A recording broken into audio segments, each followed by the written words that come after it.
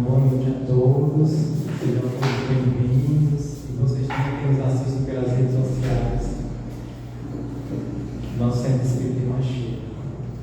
Então, gostaria de pedir quem estiver com os celulares, colocar o celular silencioso. Estamos recebendo doações voluntárias para a sustentabilidade das nossas atividades, assim também como é possível se tornar um sócio contribuinte efetivo da nossa casa. Mais informações, procurar a recepção. As atividades de exposição. O Evangelho em Novo Dia, todas as quartas-feiras, às 7 horas da noite. E as palestras públicas, aos sábados, 6h30 da noite. Os estudos presenciais e online, toda semana. Para se inscrever, você procura a recepção para fazer a sua inscrição na hora. Nós também, agora, dia 2, no sábado, nós temos o Festival de Massas, que acontecerá nosso primeiro Festival de Massas do ano, e os recursos são arrecadados serão utilizados para a sustentabilidade do nosso centro espírita. Você é nosso convidado especial para um momento de confraternização e união. Todos os convites estão disponíveis presencialmente e pelas redes sociais. As pessoas que estão em tratamento, lembrar sempre de estar passando na recepção para que possa confirmar o seu tratamento. Temos também atendimento fraterno toda quarta-feira e todos os sábados, a partir da hora do trabalho. O trabalho começa. E a palestra de hoje, nossa evangeloterapia, é com o nosso irmão Márcio, com o tema Verdadeira Caridade.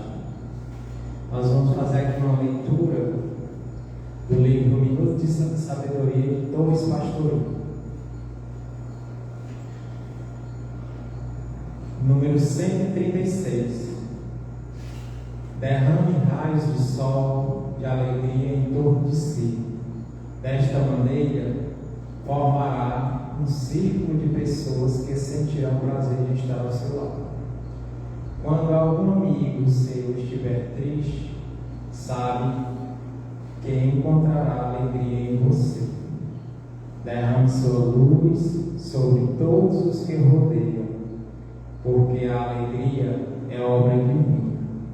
Seja um raio de luz a iluminar a vida das criaturas que se cercam de você.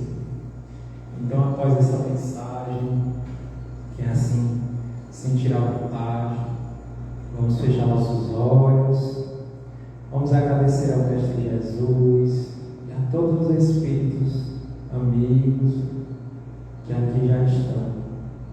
Eles possam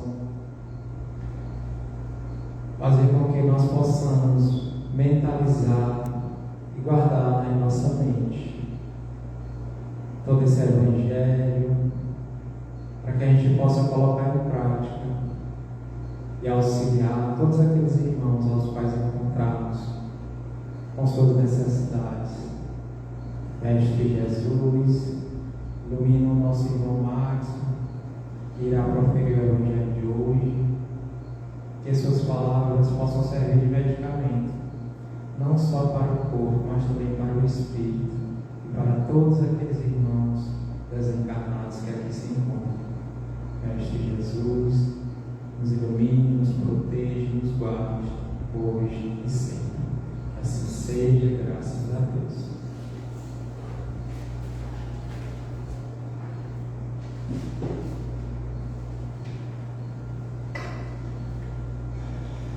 Então, boa noite a todos, sejamos todos muito bem-vindos a essa evangeloterapia, com o tema A Verdadeira Caridade. Então, a gente, para falar desse tema, A Verdadeira Caridade, a gente está baseado no capítulo 13 do Evangelho segundo o Espiritismo, que está intitulado como que a vossa mão esquerda não saiba o que dá a mão direita. Então, essa questão da caridade é um tema muito pertinente para nós espíritas, né? É um tema onde a gente vê Kardec com a sua fala, que nos diz: fora da caridade não há salvação, né? Então esse tema ele é muito íntimo da gente espírita e ele é um dos pilares, né, do Consolador prometido. Então, em vista disso, hoje temos por objetivo refletir sobre a caridade discreta e desinteressada como expressão de amor genuíno, como expressão de amor puro, de amor próprio, né?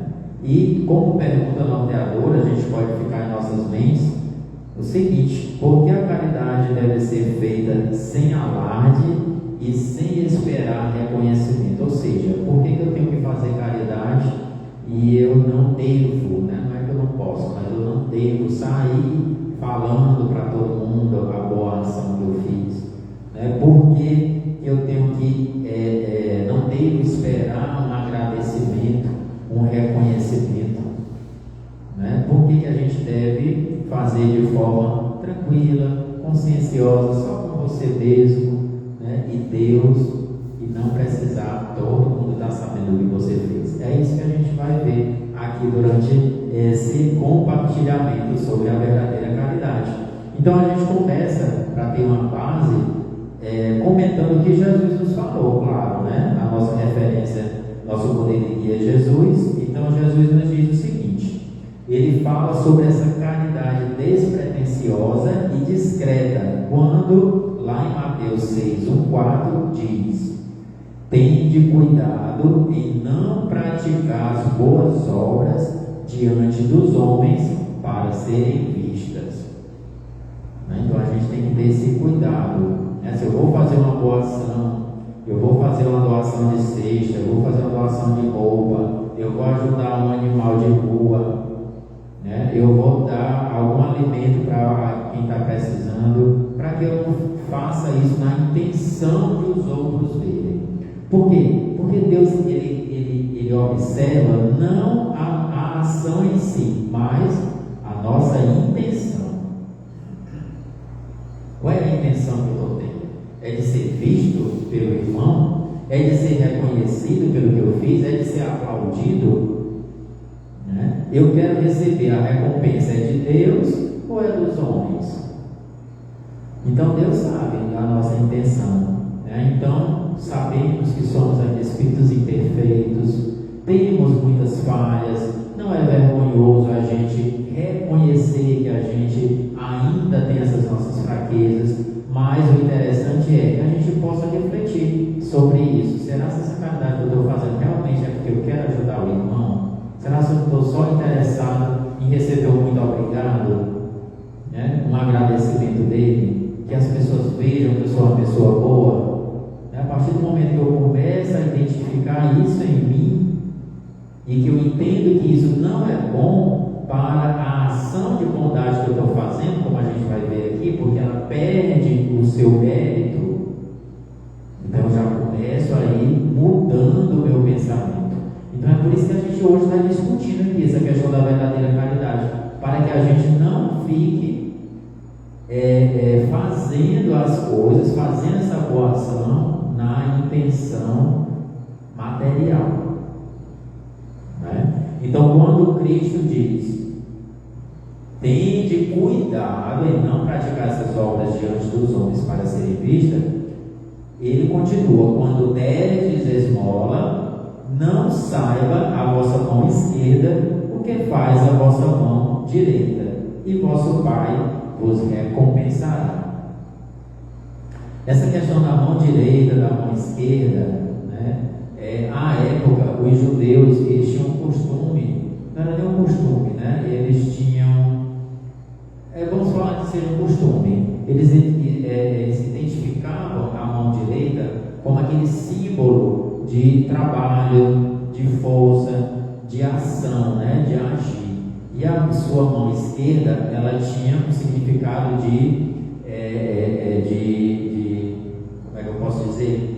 Significado de silêncio, de observar, de discrição, né? Então eles simbolizavam dessa forma. É por isso que Jesus utilizou a questão da mão esquerda e da mão direita, justamente para nos falar essa questão, que sua mão direita fizer, que era o símbolo que eles tinham, que a sua mão esquerda não saiba, que ela seja discreta, né? E quando a gente faz isso, quem é que vai nos recompensar? O vosso Pai que está nos céus. Olha que coisa maravilhosa, né? Quando Jesus diz isso, a gente já deveria o quê? Ficar muito contente por ter esse resultado, porque quem vai me recompensar é Deus.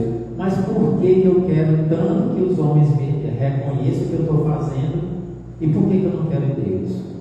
Que Deus me recompense. Por que eu não quero a recompensa de Deus? Eu quero a dos homens. É muito estranho essa nossa atitude, esse nosso querer. Por que eu quero uma coisa material e não quero o que Deus tem para me dar? Será que se o que Deus tem para me dar é menos valioso do que o que os homens têm para me dar? Então é isso que a gente tem que observar: fazer o bem sem ostentação, a grande mérito. A grande mérito. Ainda mais mérito é ocultar a mão que dá. Então a gente já fazer uma boa ação já tem mérito, né? E se você ocultar essa mão, o mérito é muito maior.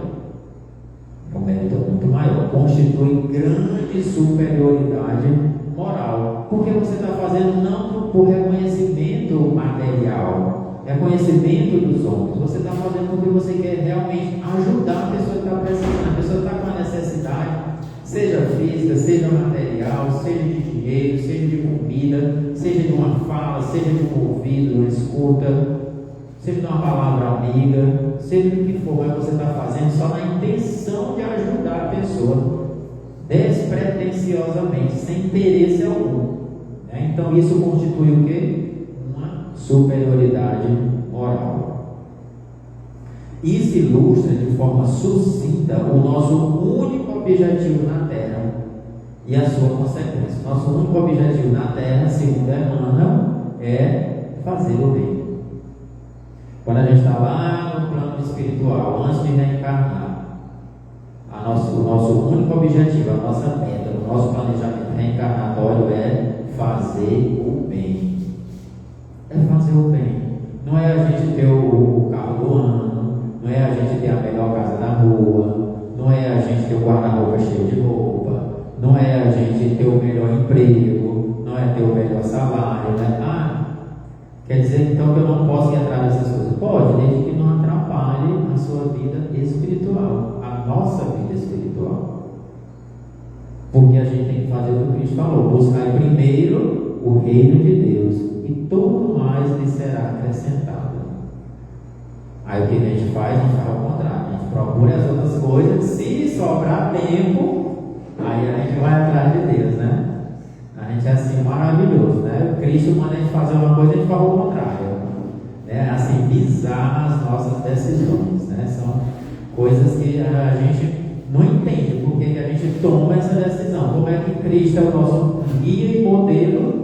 Ele está dizendo que é para eu ir pela direita e eu vou pela esquerda. Ele está dizendo para eu ir pelo meio e eu vou por baixo. Eu sempre faço o contrário. Quando é que Jesus diz que é para ir, é por ali, eu vou por aqui. É desse jeito. Eu estou só ilustrando aqui, mas realmente é desse jeito. Jesus nos mostra o caminho, mas diz: não, por aí não. Por aqui é melhor. A gente sempre quer pegar um atalho, e esse atalho muitas vezes não dá certo, né? Aliás, muitas vezes não, sempre não dá certo, né? Por quê? Porque o caminho de Deus é um caminho reto, não tem curvas, né? Não tem jeitinhos, mas por aqui eu vou dar esse jeitinho que eu chego lá mais rápido. Não, é aqui, Quando a gente se desvia, pode ter certeza, a gente vai pegar aquela estrada enlameada, cheia de córregos, de bichos na estrada e tudo, vai ter confusão. Se a gente for por aqui pelo caminho reto que Jesus está nos orientando, a gente vai chegar bem mais rápido ao nosso objetivo, que é o nosso melhoramento moral, né? Então é isso que a gente tem que ter em mente. mente essa questão de fazer o que o Cristo nos orienta, como a gente pegou essa orientação inicial aqui dele, fazer sua mão direita, o que sua mão direita faz, que sua mão esquerda não sabe. E como fazer isso? Como que eu vou fazer a caridade verdadeira, a caridade despretensiosa? É abstrair-se da vida presente e identificar-se com a vida futura. Vai, Márcio, o que é isso? Não entendi nada. Primeiro a gente tem que entender o que é a vida presente. É essa aqui que a gente está encarnado. Atualmente estamos encarnados. Futuramente estaremos desencarnados e estaremos na vida futura, que é a verdadeira vida. E é isso que a gente tem que entender, trabalhar para guardar o tesouro, como disse Jesus, aonde o ladrão não rouba, aonde a traça não corrói. A gente quer guardar aqui, não é lá no banco, lá a gente quer guardar aqui, a gente quer correr atrás da nossa vida material e esquece que a nossa verdadeira vida é espiritual, e quando a gente voltar para lá, se a gente não estiver guardando esses tesouros, a gente vai se decepcionar bastante com a gente mesmo, né? E a partir do momento que a gente identifica que o único culpado somos nós mesmos, o único, né, de não atingirmos o nosso objetivo, não é o irmão, não é o pai, não é a mãe, não é o irmão, não é o primo, não é o amigo, não é o chefe do trabalho, não é nada, somos nós mesmos. Então, abstrair-se da vida presente é você, aos poucos, nós já somos muito ligados à nossa vida material, então é a gente ir deixando aos poucos essa vida material, se desapegando um pouco mais a cada dia e se voltando para a vida futura, né? À medida que eu vou me desmaterializando, me desapegando da matéria, eu vou me espiritualizando. Eu vou me identificando mais com o plano espiritual. E até no momento que a gente vai desencarnar mesmo, fica mais fácil. Vocês sabiam disso?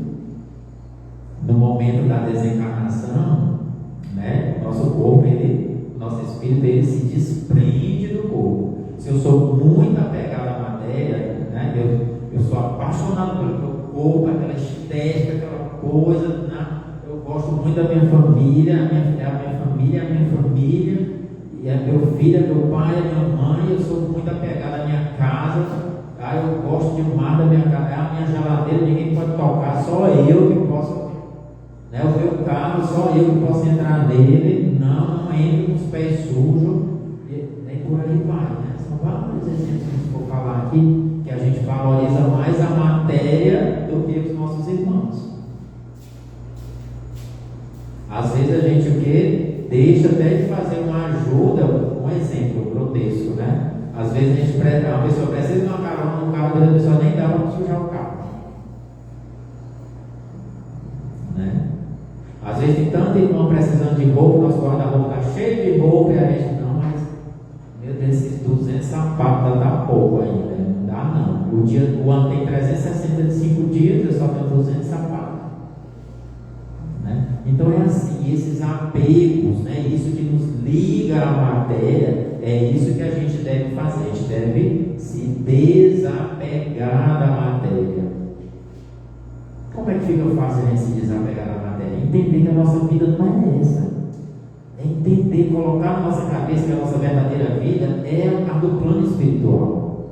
Quando a gente entende isso, fica mais fácil a gente se desapegar. Agora, realmente, para que eu quero esse monte de roupa? Eu vou dar para as pessoas que estão precisando. Eu não visto 200 roupas. Tanta gente precisando, aí você começa a entender. Aí você vai identificando essa vai caindo na real, e aos poucos a gente vai se modificando. Então, desapego à matéria leva à espiritualização. Renunciar à satisfação do testemunho dos homens é outra coisa que devemos fazer. E esperar a aprovação de Deus, né? Esperar a aprovação de Deus. Então, quando eu renuncio esse aplauso, esse reconhecimento das pessoas, do bem que eu estou praticando, né? Que parece que ninguém está me aplaudindo, ninguém me agradecendo, porque eu faço o bem porque eu quero fazer o bem. Né? Então a gente deve fazer isso e esperar o quê? O reconhecimento de Deus, a aprovação de Deus. Isso é o quê? É o treino da nossa paciência, porque geralmente a gente faz o bem, a gente quer logo ser reconhecido, né? Por isso que a gente fica logo esperando os aplausos. E Deus não vai nos dar ali de imediato a nossa recompensa, Ele fica treinando a nossa paciência. Né? Muitas vezes a gente vai receber lá no plano espiritual quando a gente chegar lá, vai ser maravilhoso.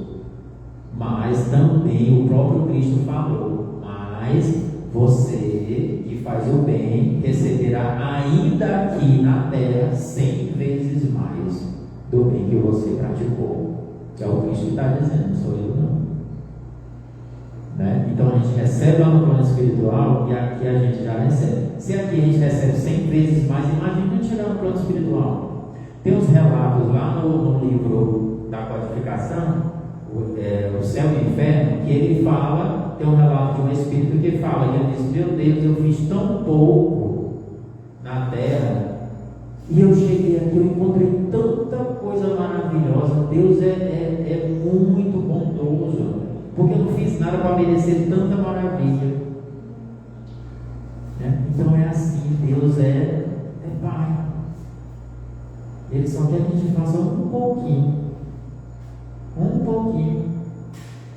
E Ele nos dá muito, já aqui já dá 100 vezes mais.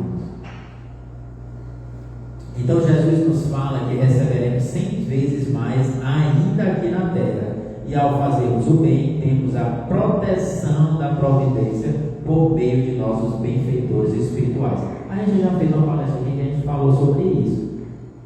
O que os Espíritos nos dizem? Quando a gente está fazendo o bem, né? Eu creio que todos sabem que a gente tem os nossos benfeitores espirituais, os nossos espíritos amigos, aquele mentor que está ali nos protegendo, aquele espírito protetor. Então, quando a gente está fazendo o bem, a gente eleva a nossa vibração. Quando a gente eleva a nossa vibração, a gente consegue se conectar com os nossos benfeitores espirituais. Quando a gente se conecta com eles, eles conseguem nos proteger. Olha que coisa interessante. Se eu não faço o bem, eu estou com a vibração lá embaixo, não tem como meus protetores me proteger, eles não conseguem me acessar. Ah, mas porque Deus não gosta de mim? Não, você não está com a porta fechada. Como é que vai conseguir ajudar você? Começa a perda das bênçãos de Deus. Você começa a perder, começa a acontecer uma tragédia, digamos assim, atrás da outra, né? Quando você está fazendo bem, não, você tem a proteção da providência. A proteção da providência dos nossos benfeitores. E o que eles nos dizem, os benfeitores espirituais? Que aquele que pratica o bem, nada de mal acontecerá, a não ser aquele que está programado no seu planejamento reencarnatório. Né? Então, quem está praticando o bem está com a proteção, da providência. Né? Só vai acontecer aquilo que está lá no planejamento reencarnatório. Né, Estácio? E muitas vezes, né, daqui o Estácio que sabe disso, está lá no nosso planejamento reencarnatório, por exemplo, acontecer algo e como você está trabalhando muito no bem, você está fazendo mais do que você programou lá no planejamento reencarnatório, aquilo que acontecer com você é abrandado. Digamos que é diminuída a nossa pena. Né? Um exemplo rápido: tinha um senhor que trabalhava no centro espírita, aquela pessoa muito bondosa, muito caridosa, ajudava todo mundo, enfim, um homem de bem. Né? O que aconteceu com ele? Ele sofreu um acidente, morreu, desencarnou. Aí todo mundo ficou: meu Deus, mas como é que pode uma pessoa tão boa morrer dessa forma? Como que pode? Cadê a providência? Cadê a proteção dos espíritos benfeitores? Cadê isso? Cadê aquilo? Numa reunião mediúnica, ele comentou que era um planejamento reencarnatório para ele desencarnar através de um câncer que ele iria desenvolver e iria padecer durante 8 anos. Isso era a forma do resgate que estava programado para ele lá no planejamento reencarnatório dele. 8 anos de sofrimento, digamos assim. Como ele trabalhou muito no bem, fez muitas boas obras, era um homem de bem, foi trocado. Né? Não, ele tem muito mérito. Ele vai voltar rapidinho para cá para o plano espiritual. Não vai precisar de 8 anos de sofrimento. O povo sofreu um acidente, voltou para o plano espiritual. Não sofreu nada. Olha aí, Estácio. Está vendo? Então é isso. A gente tem a proteção. Né? Não estou dizendo para a gente ficar se jogando na frente do carro, não, tá, gente? Não é isso, aí é suicídio, é outra coisa. Então, foi só um exemplo que a gente falou. E aí, o que não fazer? Né? O que não fazer para eu poder praticar a verdadeira caridade? Preferir a aprovação dos homens à de Deus. Eu não devo preferir a aprovação dos homens à aprovação de Deus. Outra, dar mais valor à vida presente que à vida futura. Isso que a gente comentou, eu não devo fazer isso. Valorizar mais a vida presente do que a vida futura, a vida espiritual. E como identificar que estou caindo em erro? Como é que eu sei? Eu quero fazer uma boa ação, mas será se eu estou fazendo certo? Será se eu estou caindo em erro? Será se eu estou sendo vaidoso, orgulhoso, querendo só mostrar para os outros que eu sou bom? Como que eu devo fazer? Né? Primeira coisa, orar e vigiar. Né? Tem que estar atento. A partir do momento que você já para pensar se está correto a maneira que você está fazendo ou não, você já está vigiando.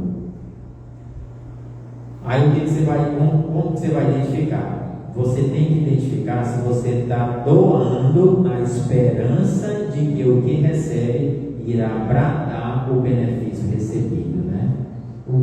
A outra pessoa que eu fizer a doação vai sair anunciando para todo mundo: olha, o Marcos me deu isso, olha aqui, olha o Marcos aqui, ele me deu isso. Será se eu vou doar alguma coisa porque eu sei que aquela pessoa vai sair falando para todo mundo que eu doei? Então, se você está doando nessa intenção, aí você está caindo em erro e você perde o mérito da coisa, da boa ação. Uma outra forma de identificar: se ninguém estivesse vendo, eu ajudaria? Aí você tem que ver, né? Que às vezes você pode estar ajudando só porque os outros estão vendo. Muita gente está vendo para você poder sair de bom na história. Mas se ninguém estivesse vendo, será que eu ajudaria? Aí se você, eu ajudaria. Eu quero ver a pessoa bem, então pronto, você está fazendo certo. Não tem problema nenhum. Não esqueçamos, Deus vê a nossa intenção, a nossa verdadeira intenção, fora da ação em si. Então é uma das maneiras de a gente ir identificando esse erro. As consequências, né? A consequência do mau ato, né? A recompensa. Se eu estou doando com uma má intenção, eu já recebi a recompensa, que são os aplausos, o agradecimento da pessoa, a divulgação, a boa ação que eu fiz, já recebi a recompensa, né? Pagou a si mesmo, Deus nada mais lhe deve. Quando a gente recebe o reconhecimento das pessoas, recebe o aplauso e tudo, pronto, já recebeu a sua recompensa. Deus não tem mais nada para lhe dar. E o que você está perdendo? A recompensa de Deus, que são as bênçãos. A gente perde a recompensa de Deus, a gente troca a recompensa de Deus pela recompensa dos homens. Qual é a punição? É a punição do orgulho. A punição do orgulho, que é a perda das bênçãos de Deus. Né? Porque a partir do momento que eu quero reconhecimento daquilo que eu fiz, eu estou sendo orgulhoso, eu estou dizendo que eu sou bonzão, que eu sou melhor do que todo mundo. Isso é orgulho, isso é vaidade.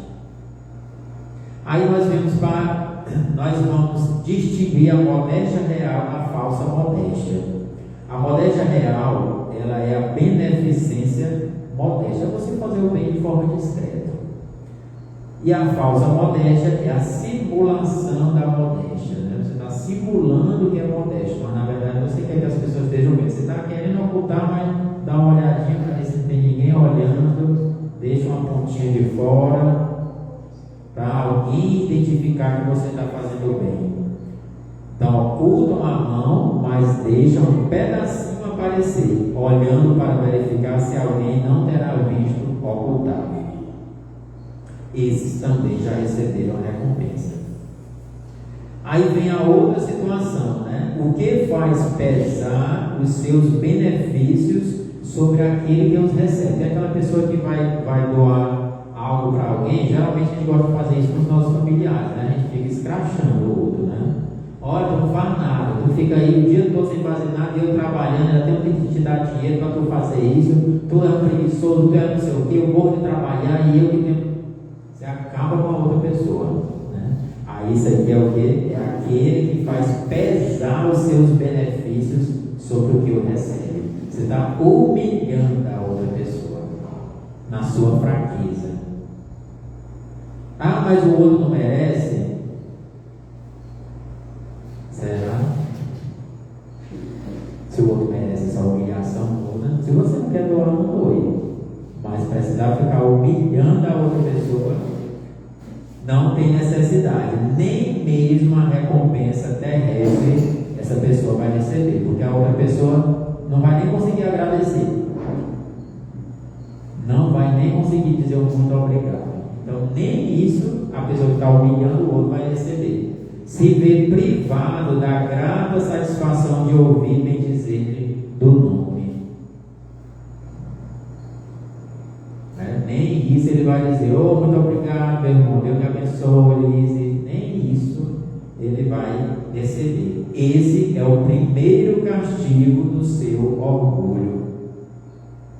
É o primeiro castigo do seu orgulho. As lágrimas que secam por vaidade, em vez de subirem ao céu, recaíram sobre o coração aflito e o ulceraram. Você vai magoar, machucar aquela pessoa que está recebendo essa sua boa ação. Do bem que praticou, nenhum proveito lhe resulta, pois que ele o deplora. Ou seja, é aquilo que a gente falou no começo. Você vai fazer uma boa ação, mas você, por exemplo, faz dessa forma, você está tirando todo o mérito daquela boa ação. Você não recebe nada, nem de Deus e nem dos homens. Quando sei, a outra pergunta, quando sei que estou fazendo certo? Quando eu estou doando realmente de forma sincera, honesta, discreta. A beneficência sem ostentação, ela tem um duplo mérito, a caridade material e a caridade moral. Ela tem esse duplo mérito. Você vai ajudar materialmente, mas também não humilha o outro, a caridade moral. Você está só erguendo a outra pessoa, pois resguarda a vulnerabilidade, a fraqueza do beneficiado. Você não fica expondo a fraqueza do outro. É porque tu é um inútil mesmo, é porque... Não. Você ajuda, sem precisar estar expondo a fraqueza do irmão que está recebendo a sua ajuda. Faz-lhe aceitar o benefício sem que seu amor próprio se ressinta e conservando a dignidade do mesmo. Ou seja, faz com que a pessoa receba o que você está, a ajuda que você está dando, sem a pessoa ficar constrangida. Exemplo, aceitar um serviço é bem diferente de receber uma esmola. Às vezes você está lá precisando, quer ajudar alguém, mas você tem algo para fazer na sua casa, né? Um mato para arrancar, uma louça para lavar, alguma coisa. Olha, você fazer isso aqui para mim, eu estou precisando dessa ajuda. Você se coloca como o necessitado, você troca a posição. Você que está precisando da ajuda do outro. Isso é que é caridade moral, além da material. O erro é converter em esmola o serviço, é humilhar o que o recebe. Em humilhar há sempre orgulho e maldade. Se eu estou humilhando a outra pessoa, eu estou sendo maldoso. Estou sendo maldoso. A verdadeira caridade é delicada e engenhosa no dissimulado benefício. Evita aparências que melindram, pois a tribo moral aumenta o sofrimento que se origina da necessidade. É isso que a gente falou. É você se colocar no lugar do outro. É você se colocar como o que está precisando. Elas sabem encontrar palavras brandas e afáveis e que colocam o beneficiado à vontade em presença do benfeitor. Ele fica constrangido, fica humilhado. A caridade orgulhosa, ela esmaga. A verdadeira generosidade adquire toda a sublimidade quando o benfeitor, invertendo os papéis, acha meios de figurar como beneficiário diante daquele a quem presta serviço. Isso é a verdadeira generosidade, como a gente falou, você se colocar como quem está sendo beneficiado.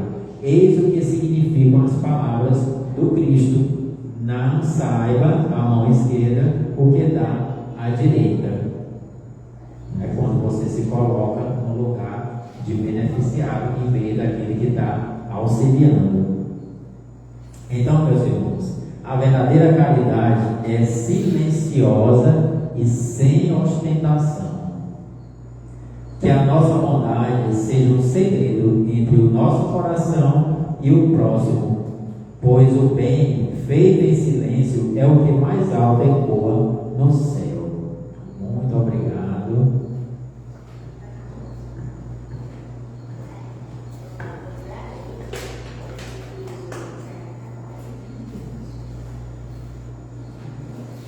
Vamos agradecer ao nosso irmão Maxson por suas palavras e nós vamos fazer a nossa prece final.